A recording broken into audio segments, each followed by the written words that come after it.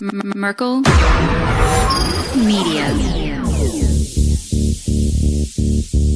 What does the goddamn line say, Tony? Please do not use gendered language. In airport jail? Look, you're going completely sideways, man. It's a big club, and you ain't in it. How dare you? Mr. Speaker, the President of the United States. I'm Chris Hansen with Dave on NBC. Jack Marius Tack Theratrix. Hi, I'm Spartacus. Jackson, Sacramento, he, him. Steven Seagal. Sex offender guy. I'm Keith Morris. This is Mumbai Gudafi. I'm Rick James, bitch. Sorting through the lies. The hijacker's passport was found blocks from the World Trade Center crash site, if you can believe that. We cannot track $2.3 trillion in transactions. And uncovering the centuries-long plan for world domination. Learning about Cuba. Turkish prison. Swangles in Fort Lauderdale. I have sent 6 of my Libyan missiles to Nothing could be more fun than jumping off a cliff with 2 German bisexuals. Oh, you English are so superior, aren't you? Thank you, comrade. And now, Macroaggressions. That's what assholes call it.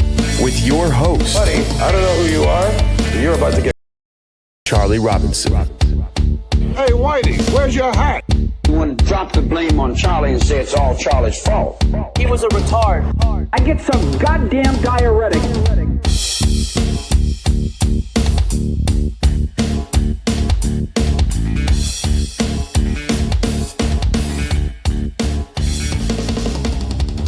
Welcome to Macroaggressions. I'm your host, Charlie Robinson. If you are watching us on Rockfin, Odyssey, Band.video, or you are listening wherever podcasts are served, thanks a million. We appreciate your amazing support. The show is number 2 in America, number 1 in Canada, number 4 in Australia. I don't know how it's happening. I'm appreciative. You can go to Chartable and look. It's crazy how it works. I have no idea why people in Nigeria are listening to this show, but we're big in Nigeria. I'll take it. Thank you, everybody there. I appreciate it. Listen, if you are interested in getting yourself ready for what is more than likely coming, I would suggest talking to the people over at My Patriot Supply. They've been nice enough to build a landing page for us called www.preparewithmacroaggressions.com. The link will be in the show notes. And I'll tell you what, take advantage of it. It's relatively calm now. I mean, it feels crazy a bit, but it's going to get worse, unfortunately. And there's something very valuable about knowing that you're taken care of. It's hard to measure that, but you know it when you feel it. If you've got food, if you've got other options, if you've got water, if you've got your money out of the bank, a little bit of money out of the bank or a little bit in gold and silver and things like that, you just feel like you're less impacted by the insanity. And I think that's what we're going for. We're all going to be impacted. So I'll tell you what, I've been preaching about this for a long, long time.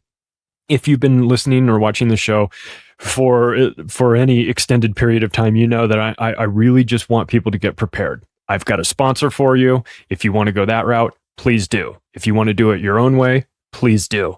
I really just want to make sure that everybody's taken care of. So if you want to get yourself a 3-month supply of food in like 10 minutes and have that sorted out, you can go to preparewithmacroaggressions.com.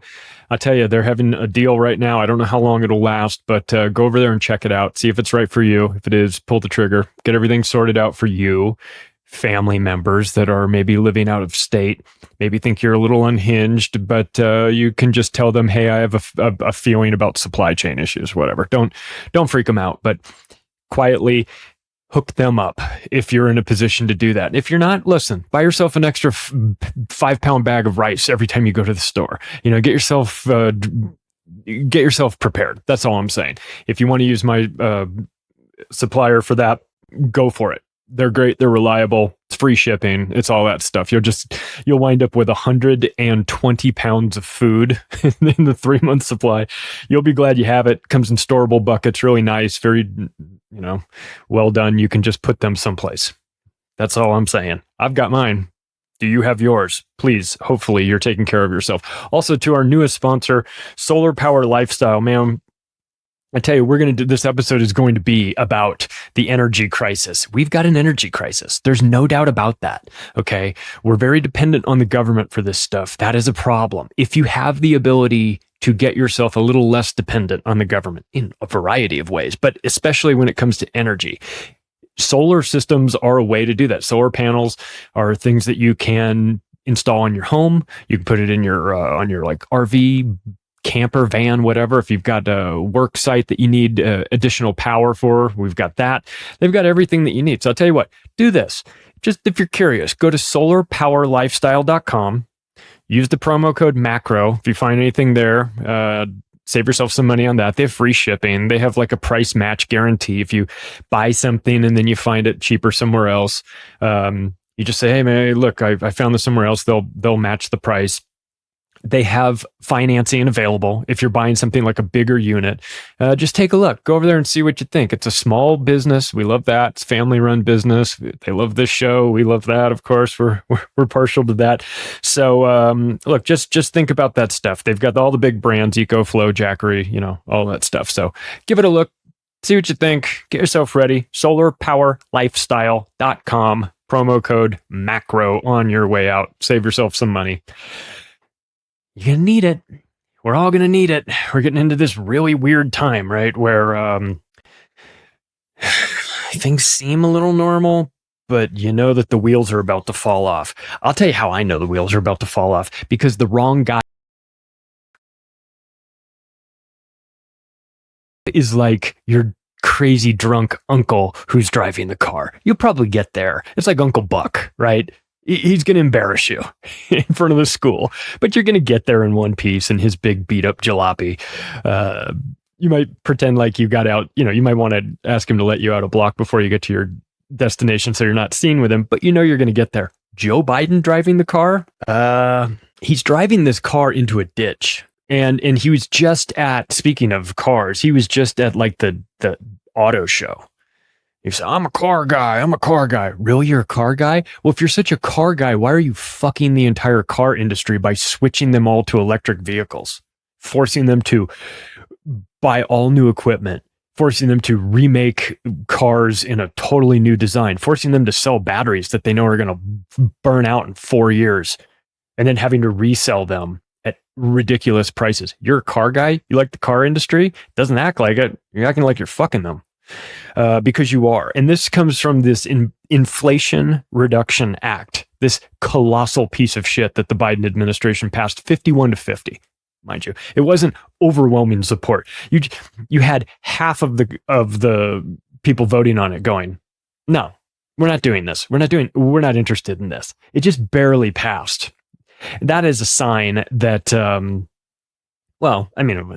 could be a sign of a lot of things. It could be a sign of just infighting and we're not going to pass anything Joe Biden wants. But still, if you're reasonable and you're realistic and you think, well, this could help my people, could help my people back home, I'll vote on it because it'll be good for them. You'd vote on it. Maybe you wouldn't. I don't know. These people are scumbags anyway. But if I vote, I'd vote on it. If I were in there, if it was good for my people and it broke with my party, but I'd say fine. It's good for my people. That'd be the bottom line. Not here though. They don't give a shit. They really don't care. This is so the Inflation Reduction Act is going to infuriate you for sure, but not surprise you, because this is to be expected.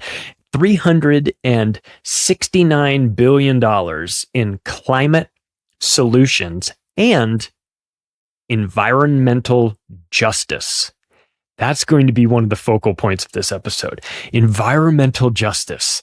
Oh boy, they've taken their two favorite things and squished them together. The environment that they're very concerned about, when they're not bombing the shit out of it and authorizing $1 trillion to the US military to drop depleted uranium on Fallujah. But besides that, they really care about the environment. They've got the environment, and then you've got social justice. And what's better than squishing them together and getting environmental justice? Who are we going to put in charge of this? Pete Buttigieg and Kamala Harris? As a matter of fact, they're involved for sure. So it's stupid, and it's woke, and it's worthless. And if I have to listen to Kamala Harris try to explain to me cars, I think I will probably shoot myself. Okay. I've had it with her. She's explained to me space. She's explained to me time, which will really fuck you up. She's explained to a bunch of kids Mars. It's enough. I've had enough of her. She should explain to me how she got as many delegates as a dead guy. That's what she should really explain. If she was going to explain anything. Cackling hyena. Well, listen, let's talk about this. What do they want?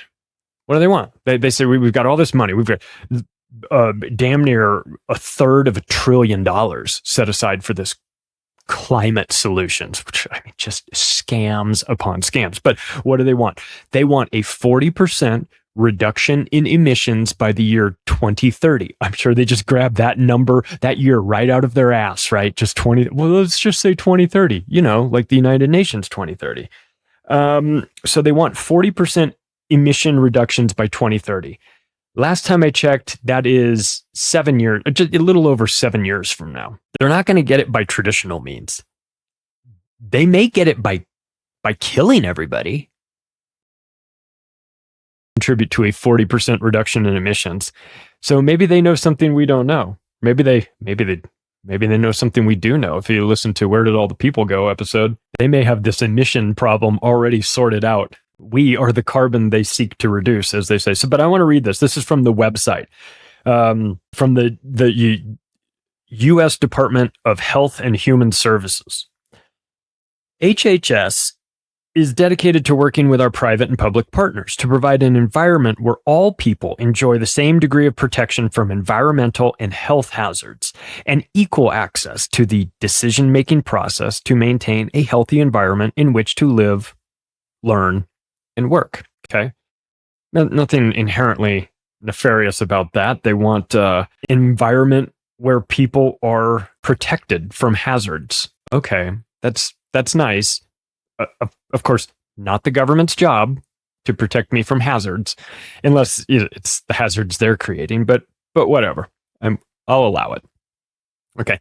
HHS recognizes that people of color, disadvantaged, vulnerable, low-income, marginalized, and indigenous people are disproportionately burdened by environmental hazards. But if you're get what you deserve, it's payback for empire. Oh, really? So environmental hazards only happen to no. It's not that they only happen to marginalized people. It's that they only care if they happen to marginalize people. But there's no longer, if you are a white person and you are experiencing environmental, if you are burdened by environment, too bad, whitey. You should have thought of that before you were white. We're talking about people of color here. We're only talking about people of color. I'm a person of color. My color is white. My color is almost clear. Let's be honest. But I'm a person of color. Do I qualify for? No. How dare you? It goes on. These populations and communities are exposed to environmental threats that drive health disparities, are underserved, and are often surrounded by social inequalities. So let me get this straight. There's inequalities in society? How can that be?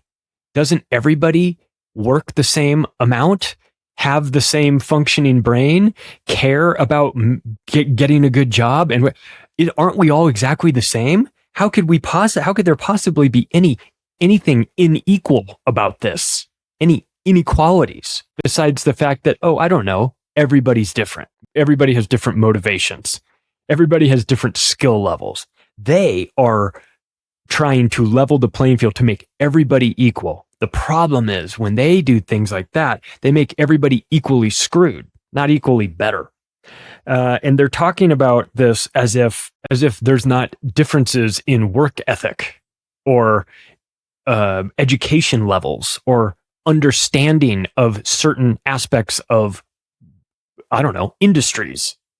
They're acting like everybody should be an electrical engineer without, going to school for it. It's everybody's has to be. They want equal outcomes, not just equal opportunities. I've got news for you. That's not the way the world works. You can look, to be crystal clear. I'm all in favor of everybody having an equal shot. I should be allowed to go try out for the Lakers if I want to, but I don't get put on the team just because I need to fill a diversity gap. I mean, I could maybe, but no, it's about, are you good enough to make this team? Are you smart enough to get into this school? Are you qualified enough to have this job? I'm not this company's discriminating against me. You're not qualified for it. How dare you? I should have the opportunity as everybody else. Fine, but you're not qualified for it. So they want everybody to be equal. This is the scam of the loony left. They want equality. It's not possible. We're not equal. Everybody's different. I feel insane having to explain this to the universe, but apparently we have to. So let's go on. There's not another thing. This is still from the website from the Health and Human Services. It says the combination of environmental risks and social inequalities creates a cumulative, disproportionate impact that hinders optimal health and environmental justice for these populations. Let me explain reality to whoever is running HHS. It's not Catherine Sebelius anymore, but whoever running HHS. Let me explain something to you about how the world works. Not everybody can afford the good food because not everybody makes enough money to buy the good food. You guys with fake food, okay, and made that available to the poors. So the poors eat the fake food and they get sick because of that. And you're talking about optimal health and environmental justice for these populations. Are you going to order a drone strike on Monsanto anytime soon? Because anything short of that, I'm not interested. You're not going to have optimal health in the hood when the hood is eating GMO foods because you're pumping it in. I'll tell you something. I don't currently live in the hood, but for 4 years during college, I did. I lived in South Central Los Angeles, and the grocery stores that served those communities were disgusting. Okay. They were they were beyond what you would expect. They looked like grocery stores in Tijuana. They looked like stores that you would find in like ratty areas of Mexico. Inside the store, I saw a lady change. This is the last time I ever went to 3-2 Market. I saw a lady change her baby's diaper, her dirty baby's diaper, on the floor in the produce section of the grocery store. And I went, I'm good. I'm never coming back. All the cans that they sell are dented and everything. This is reality. Okay. So HHS is talking about how there's environmental justice. Listen, it's not always fair. Okay. So what are you going to do? You're going to throw money at this problem? You're just going to blindly throw money at it and say, we're making things fair for everybody. It works like this. You sell the products that the people in your community will buy. If the people in your community are economically disadvantaged, don't open a Ferrari dealership there. You'll go out of business. Okay. If you're opening a grocery store, you're going to sell lower quality foods in dented cans because you get them cheaper. You know why? Because your customers need to buy them cheaper. And that's why, and you fill that need. Okay. So the idea that the federal government is going to come in and put its thumb on the scale of inequality is laughable, considering they, in fact, create the situations for there to be inequality. They're talking about optimal health and environmental justice in the ghettos. Stop putting a disproportionate number of black people in prison on bullshit drug charges. Why don't we start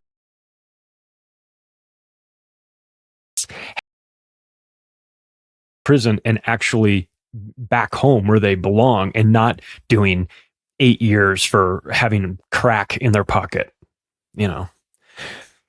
So, but don't worry, everybody. Big tech to help fix this problem. I know your minds are set at ease with this one. So they're developing an environmental justice data strategy for identifying, tracking, and addressing environmental burdens and health inequities in disadvantaged communities. They're developing a two-way engagement to reach and partner with a wide range of stakeholders. Ding, ding, ding, ding, ding, ding, ding, ding. Whenever you hear that term, stakeholders, that should send off alarm bells in your head. You should think two things: gigantic scam and BlackRock. Okay. As soon as you hear stakeholders, gigantic scam, BlackRock, that's who's involved in this. It's not shareholders, it's stakeholders. It's a different term. It's a bullshit term. And it's ESG, it's social credit, it's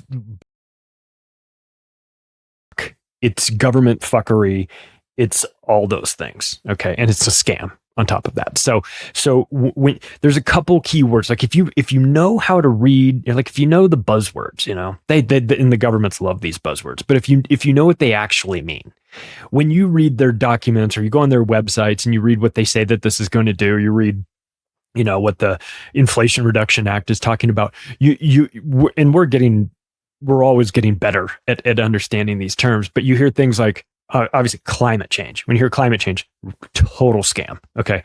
When you hear stakeholder, these are the things that you're going to, inequality, inequity, things like that. These are words that don't exactly mean what we think they mean. I mean, what the normies are supposed to think it means. It means something different. You go, stakeholders. We're all going to have a stake in this. It's like, not really. When you hear stakeholders, think of the guys that will be holding actual steaks and eating them while you eat the bugs. Okay, if that makes it any easier. So White House Environmental Justice Advisory Council. I'm going to say that again. They have developed this. You want to talk about buzzwords and scam words all over the place. Just this one sentence: the White House Environmental Justice Advisory Council. That ought to be a blast. So when they say that big tech is coming to help the disadvantaged communities, you know what I think? I think, so they're installing 5G towers in the hood now? Is that what they're doing? Because that's what I think. That's immediately where I go. But let's go back. Let's go back to January 27th, 2021, when this file came into office after stealing the election, allegedly. Let's talk about what he did. One of the first things he did, the executive order. He came in right off the bat and started hammering down on oil and gas industry and started boosting all of the green tech that's not ready for its development. And I want to say something before the oil and gas industry has been run by scumbags for a long, long time, and they've taken a lot of government money. It's a really weird relationship that we have with oil and gas. Like, we need them, and they know we need them, and the government knows we need them, so they can't shit on them too much. But the Biden administration is turning that around because they have decided that the oil and gas industry is public enemy number one. And to be fair, listen, I don't love the fact that there's repercussions from drilling for oil and gas. There's toxic byproducts. I saw what Chevron did in the Amazon. Steve Donziger was involved in that big case. I don't know if you're familiar with who he is and what he did and how crooked that stuff got. But the oil industry has polluted. For sure they have, and that's not okay. And they need to be better about that, and they need to fix that. And we need to get to an actual clean energy, not this bullshit stuff that the Biden administration is talking about with electric cars and things like that. But we need to get to a place where we have free energy, which exists, and we know about all this stuff. So, but that being said, we are not ready for the green tech. We are not ready for the green energy revolution. Maybe if they plan this whole thing out, we'll be ready for it in 40 years. We're not ready for it now. They're trying to switch over to it all at once. They're trying to force this, and it's having catastrophic effects. Just ask Germany, right? So they're going to be. So this is what Joe Biden and his band of freaks did on their pretty much. The executive order clearly establishes climate considerations as an essential element of U.S. foreign policy and national security. So again, I want you to understand climate considerations, which we know are a scam. The Biden administration wants this to be an essential part of U.S. policy and national security. So what does that mean? If you know about the electric car industry, then you know that a lot of the rare earth minerals come from China. You know that cobalt comes from the Democratic Republic of Congo, which is about to get invaded, more than likely, by the United States. By making it an essential element of U.S. foreign policy and national security. It means go find the countries that have the resources that we need and do what you need to do to get them, right? It makes clear that both significant short-term global emission reductions and net zero global emission reductions by mid-century or before are required to avoid setting the world on a dangerous, potentially catastrophic climate trajectory. A lot of qualifying words in there. Potentially catastrophic. It's also potentially not catastrophic. If we considered that, net zero global emissions. This is another one of those buzzwords. When you hear net zero, just know not getting to net zero. You're not getting net zero COVID. You're not getting net zero oil. You're not getting net zero energy. You're not getting any of this stuff. You're not getting it. The only way you get net zero is if they wipe out all the people, which they definitely want to do. That by the mid-century 2050, that we're going to be net zero on global emissions. Again, have we discussed this with the volcanoes? Are they on board with this? Because we've got carbon locked up in permafrost. We've got volcanoes going off left, right, and center. And always have. You have climate scientists saying that in terms of carbon dioxide in the atmosphere right now, we're at like one of the lowest period in the history of the planet. So again, it's a scam created by you to fix the planet. They want to modify your behavior, and they want to guilt you into this behavior modification by telling you that you're the problem. That if it wasn't for you, this whole world would be fixed. Now, they never offer any solutions. They never say we're going to go out there and like fix everything. They just tell you that you need to pay, you need to pay more because you're a bad person. It's a total scam. But again, let's keep going, because this is more from the White House, the day one, basically day one. They want to prioritize climate in U.S. foreign policy and national security. We mentioned that the DNI, Director of National Intelligence, is to work with the State Department to make climate change their big issue. Again, it's a scam.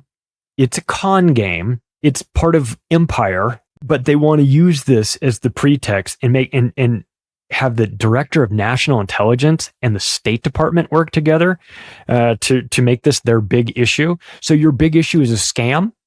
Interesting. Your big issue couldn't be inflation, like actually reducing inflation.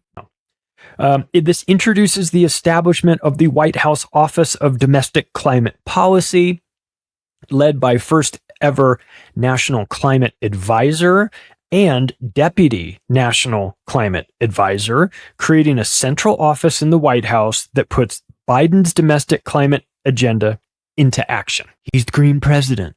He's coming in and he's going to make everything green, except the problem is the infrastructure isn't there. The technology isn't there. The appetite for it isn't there. It's actually, it's fitting. It's just like his administration that isn't there. It's just like the voters that aren't there. It's perfect. It's a policy that nobody wants. It also creates a national climate task force, assembling leaders from across 21 federal agencies.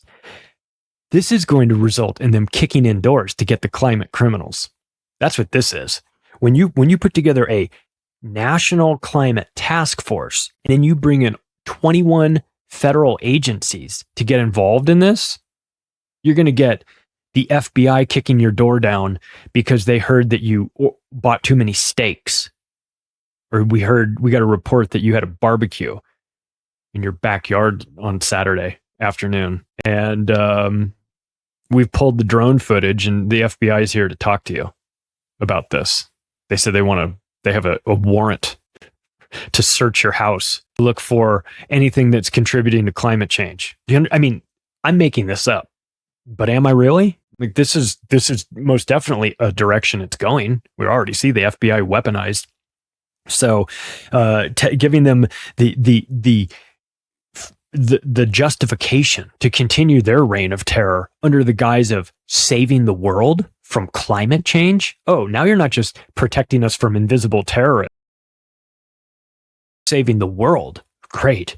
This orders Secretary of Interior to stop gas leases on public lands. By the way, the least number of leases operating on public lands in the United States since 1946. Right now, hey Joe, it's me, Kamala. We're in a big energy crisis. The wheels are falling off. What do you think we should do? Well, I don't know, Kamala. Get off your knees for a second and let me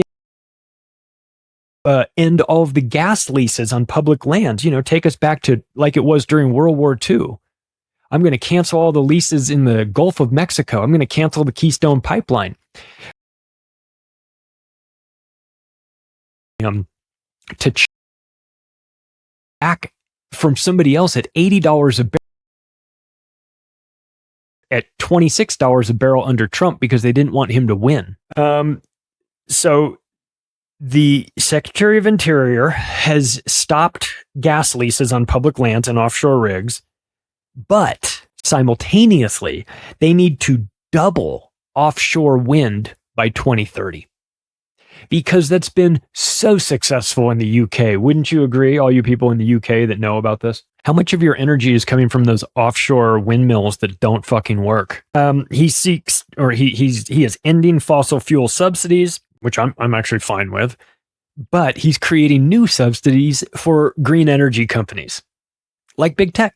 So instead of giving the money to ExxonMobil and these companies for oil and gas, he's going to give it to Solyndra like Obama did. Give them $1 billion and watch them build nothing. Pocket the money and most definitely put it in some Cayman Islands bank account for Obama and his husband. Goal of conserving 30 by 2030 and launches a process for, here we go again, stakeholder engagement from agricultural and forest landowners, fishermen, tribes, states to identify strategies that will result in broad participation. I hate it when politicians write stuff. It's just buzzwords and nonsense. Conserving 30% of our lands and oceans by 2030. What oceans do the United States own? What oceans? Where's the United States ocean? Because the president of the United States just said he's going to conserve 30% of our lands and oceans. Which oceans do we own? Okay, continuing. Establishment of a civilian climate corps initiative to put a new generation of Americans to work conserving public lands, like forced work camps. Holy shit! No. See, listen here, fat. Civilian climate corps initiative.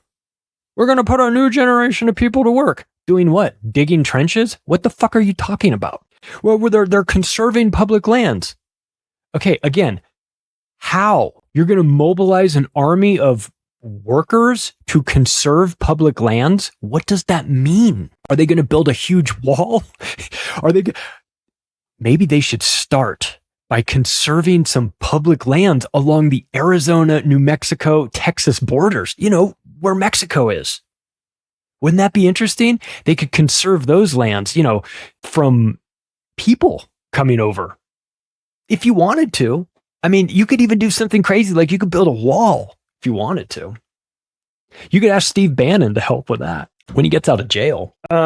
Establishment of interagency working group on coal and power plant communities and economic revitalization. God damn, they just love these long-winded words. Interagency working group on coal and power plant communities and economic revitalization to be co-chaired by National Climate Advisor and Director of the National Economic Council. Let me explain something. We need coal or we're dead. Or let me rephrase that. We need coal or we're Germany this winter. We're not ready for wind. We're just not. I wish. Justice 40 initiative has a goal of delivering 40% of the overall benefits of relevant federal investments to disadvantaged communities and track performance toward that goal through the establishment of an environmental justice scorecard, like a social credit system. An environmental justice scorecard. Do tell, what does this look like? What does this flaming pile of dog shit look like? A social credit system.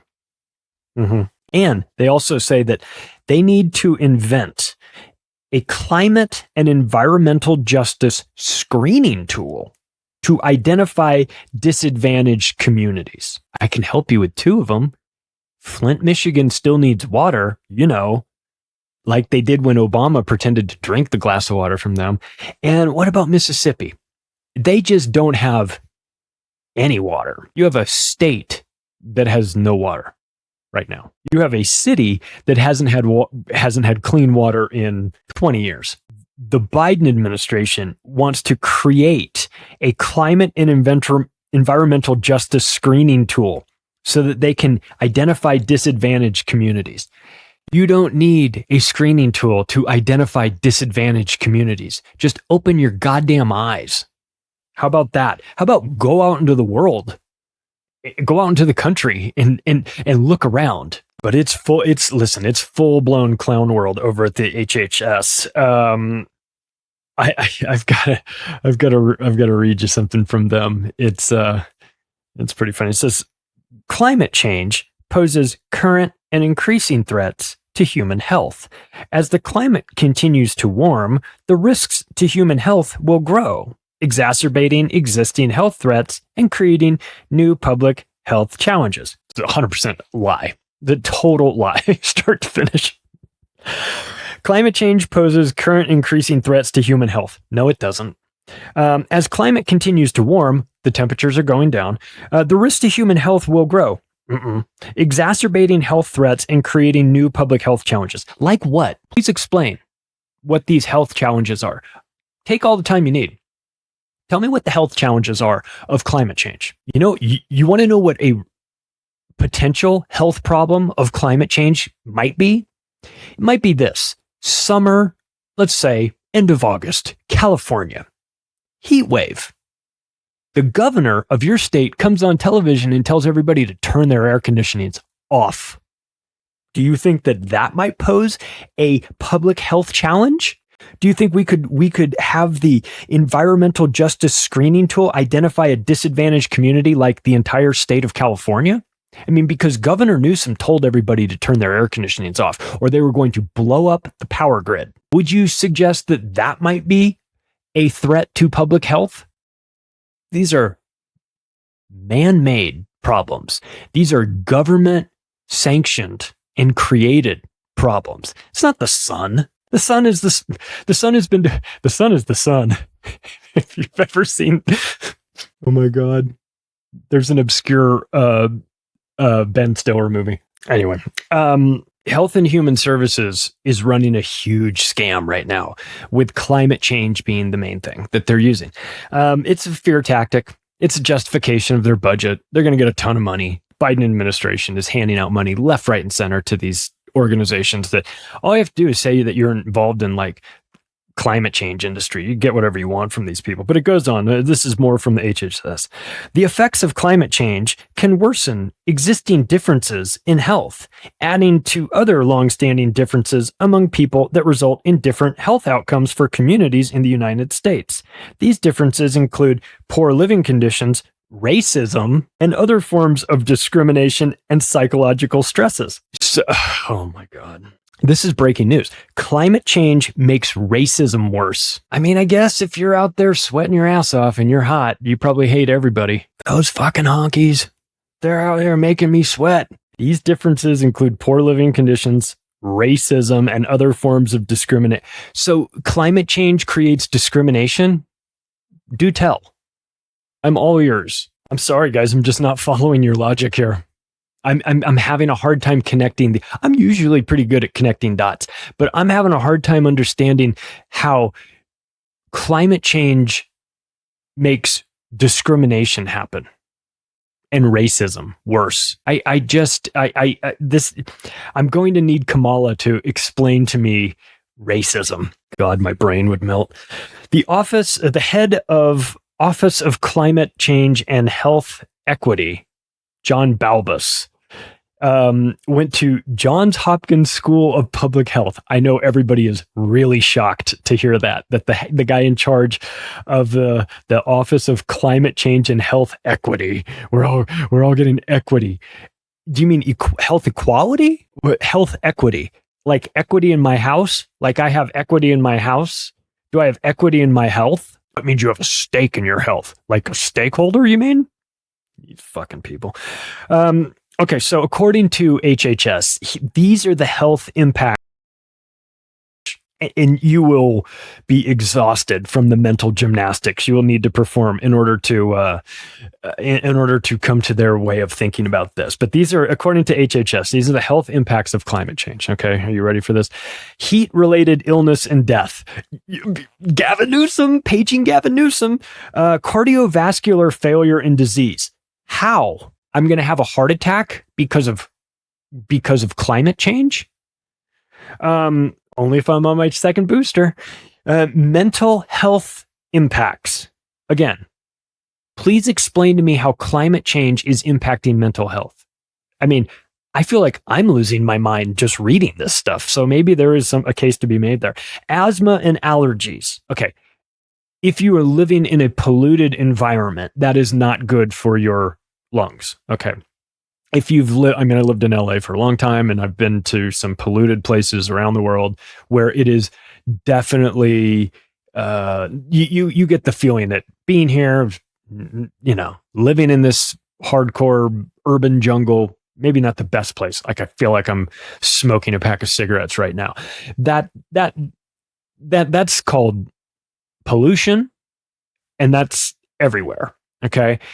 Pollution, we've been on and on about this. Pollution, very real and a problem, and something we should be concerned about, and we should be thinking about how we can, change our behavior in order to make it less polluted. I'm on board with all that, but that's not climate change. That's what gets hijacked by these people, these climate change pushers. They say, because they know you're mad about pollution, rightly so. They know that's sensitive. You're sensitive to that, and you should be. They hijack that and say, that's climate change. That's not climate change. That's pollution. They're running a different scam. They're just borrowing all the bad stuff from pollution that's real and impacts you. They're hijacking that and using that for their thing. So when they say, asthma and allergies, this is health impacts of climate change. No, this is health impacts of pollution, not climate change. Let's get it straight here. Forced migration. Again, forced migration because of climate change? Because of rising sea levels? Oh, that's what they mean, right? Rising sea levels. That's going to create forced migration. Then why doesn't Joe Biden ask his former buddy, Barack Obama, why he just spent as much money as he did to buy himself a beach house at sea level? Are you familiar with Dan Pena? Dan Pena is a certified lunatic, but he's fun to watch. And he's, he's this rich guy who lives in a castle, and he gives these presentations where he calls everybody the craziest shit in the world, tells everybody they're stupid. It's fun to watch. if there's an interview with him where he's on a stage and he's with London Real, Brian Rose, and some lady from the audience asks a question about climate change and how dare you talk poorly of climate change. And after about 2 minutes of Dan Pena just berating this woman and calling her every name in the book, he gets to his point, which is, listen, I'm an investor. I get these investment prospectuses all the time for real estate deals. He said, there's not an investment prospectus out there for a high-rise condo complex building in South Florida that ever mentions anything about rising sea levels due to climate change. Do you know why? Because they're not an issue. If they were an issue, no banks would lend on it. No insurance company would insure it. He says, I've never seen that in any of these prospectuses that I've seen, and I've seen a bunch of them, and I've invested in a bunch of shit. And so they're not going to lend, they're not going to build if they think that the oceans are going to rise 3 feet and nullify their investment. So again, Dan Pena is not, I mean, I like to get a little spicy from time to time, but not like Dan Pena. But he's right. He's 100% right. This is business. If these people thought there was a real possibility that within the lifespan of that loan that they're loaning to the developers to build this building, that they thought that the sea levels were going to rise and make this investment completely go to zero, they would never loan on that. Insurance companies would never insure that. And yet they do, and they are. Therefore, they know something we don't know, which is climate change is a bunch of horse shit. And if it were real, it would be reflected in their behavior. So keep that in mind. So they go on to say that, forced migration is a health impact of climate change. Civil conflict because of people fighting in the Democratic Republic of Congo once the United States invades them to control the cobalt. I would imagine that would create a civil conflict. So I guess they're half right. Malnutrition, whatever.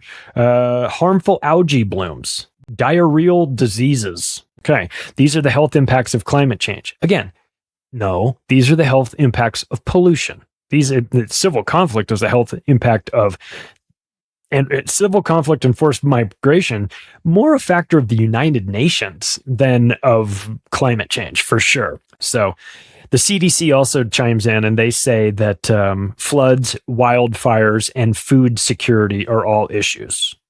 Well, but again, they're using this catch-all term, climate change. This is just the climate.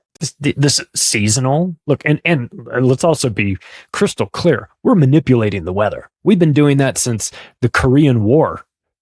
We've been doing that. That technology is very real. It totally exists. And anybody that thinks that we don't manipulate the weather, well, we do.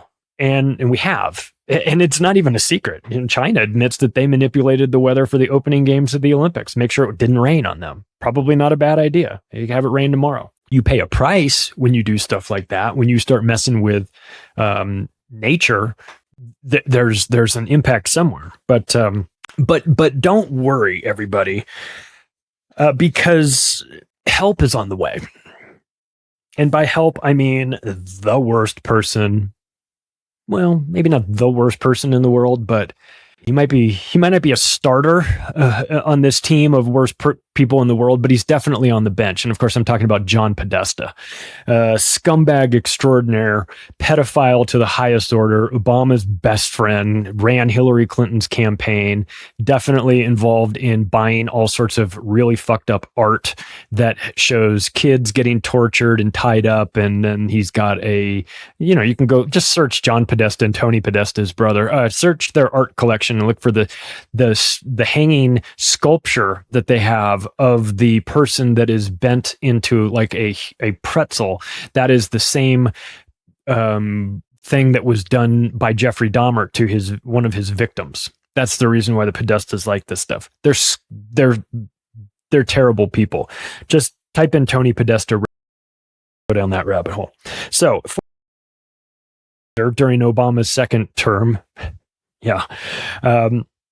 he's the Center for American Progress founder, that PAC, Political Action Committee, which does Well, I mean, he did such a good job of Hillary Clinton getting her elected as president. Oh, wait.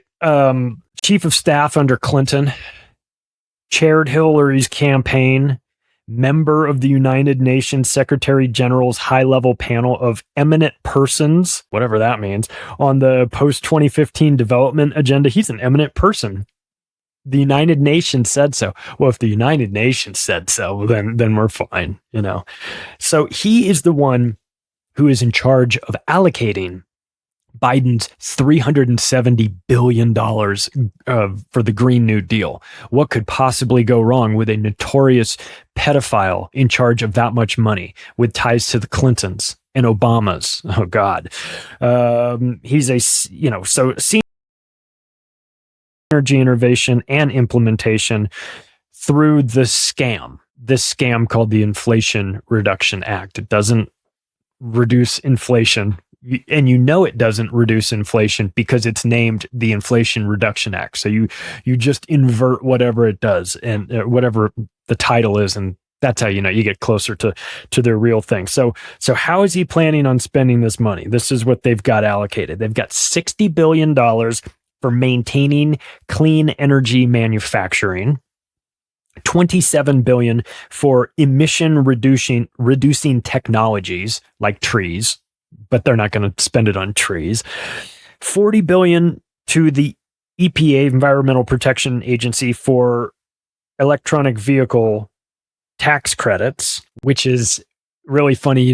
They came out and Biden said, yeah, we're going to give you $7,500 tax credit towards buying an electric vehicle. And the very next day, the car manufacturing companies increased the price of their electric vehicles by $7,500, because why wouldn't they?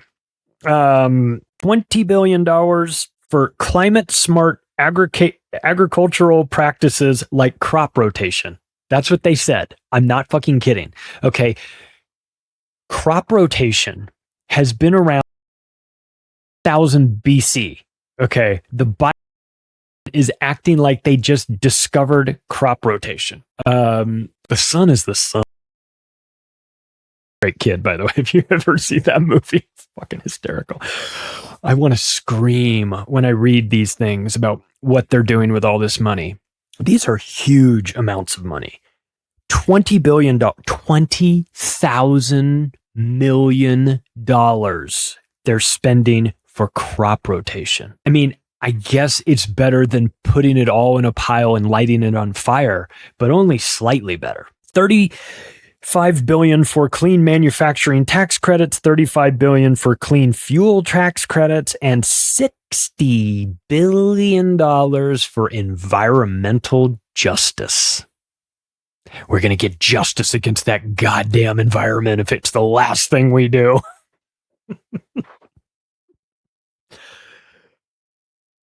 And let's not forget about this. $160 billion in clean energy tax credits. Now, John Podesta is going to be in charge of this. John Podesta, it stands to reason, might be in charge of which companies get $160 billion worth of tax credits. That might be you might need to know John Podesta to get your company a huge tax credit. You might need to be like a friend of his. Maybe you guys should, you know what you should do? If you're somebody that owns a company that is involved in clean energy and wants some of this $160 billion in tax credits, you should invite John Podesta out to dinner. Talk to him about this. Maybe pick a place like, Comet Pizza, and go have a dinner with John Podesta and talk to him about how you think your company is a really good place to park some of this $160,000 million that the Biden administration is just handing out. And again, we're going to need to talk about green banks as well, because green banks are a thing. Banks that will lend to you or not lend to you based on your ESG score, based on how environmentally, socially, governance-ly you are doing things. I just know that if you are in charge of mining the cobalt in the Democratic Republic of Congo with your child slaves, that's got to take you down at least 1 point in your ESG score, right? Well, the Office of Climate Change and Health Equity was created on August 31st, 2021. So a little over a year ago. The purpose. Here's the purpose. The Office of Climate Change and Health Equity addresses the impact of climate change scam on the health of the American people, exercising powers of convening, coordination, and collaboration. The office serves as a department-wide hub for climate change and health policy, programming, and analysis in pursuit of environmental justice and equitable health outcomes. The office also facilitates the use of regulatory and statutory powers of the Department of HHS to address matters affecting disadvantaged communities and people on the front lines of the climate crisis. Oh man, I just got back from the front lines of the climate crisis. Holy shit, it's a fucking war zone out there, man. Oh my God, I don't even know if I'm going to make it. What are they talking about? The front lines of the climate crisis? Stop. You're embarrassing yourselves. You sound like a bunch of morons. Look, there is no such thing in. Do you know why that is? Because no two people are alike. Some people don't care about their health. Some people eat ding dongs and Taco Bell and Mountain Dew, and they don't give a shit. And they never work out, and they never do anything. They never exercise or anything. I don't do all that stuff. I don't anymore because I don't feel good when I eat Taco Bell and drink Mountain Dew. And if I don't exercise, I don't feel good. So I have recognized I feel better when I don't eat poisons and don't inject myself with poisons. And I don't, and I work out and I do the things that make you feel better and consequentially are better for you. But they want equitable health outcomes. And I'm sorry, I'm not divvying up my health outcome with somebody that's not willing to do the work. You're on your own, pal. If you want to sit there and play video games all day and eat Doritos, that's fine. That's on you. But I don't owe you jack shit. I don't owe you part of my health in order for us to all be equal. There's no equality in this. This is personal responsibility and decision making. You make the decisions on your own. If you want to get healthy, you can get healthy. It's up to you. If you don't, you don't. But the idea that the government is going to come in and make everybody equal, well, they might make everybody equally fucked. That is definitely a possibility, but they're not going to make everybody equally prosperous. You can't legislate that. Look, I think the real question is, where is this money going? Who benefits? Who's getting kickbacks? Who's in charge of it? Obviously, we know Podesta's in charge of it. The idea of climate change is going to kill everyone. COVID is going to kill everyone. These things, these are agendas.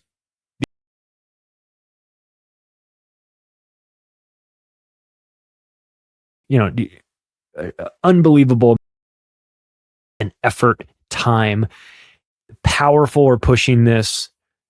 It costs a lot to do this, to push a climate agenda. It costs a lot to run the COVID scam. It committed. But there is an Achilles heel to both of these scams. And it comes from the most boring of things. But you can tell it's a scam by looking at the insurance companies. And when you look at the COVID deaths that are happening and all of this, and you see this massive spike in deaths in 2021, the insurance companies are saying it wasn't COVID. COVID didn't add additional deaths in 2020. Based on the previous years, it was just the same as the other years. But we saw a 40% spike in 2021. We see a 100% spike now, according to some insurance companies. And what they're saying is it's not COVID and it's not random. It's the shots. They expose it.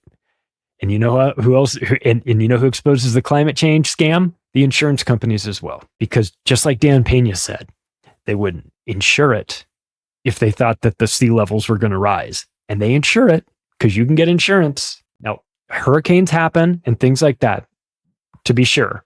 And if you're on the coast and you get hit by a hurricane, that happens. That's not climate change. That's reality. That's nature. That's what's happening out here. Watch the insurance company very boring industry that all they do is care about statistics and numbers, and they grind on those margins there. They know how many people are supposed to die, and when more people die, they recognize it.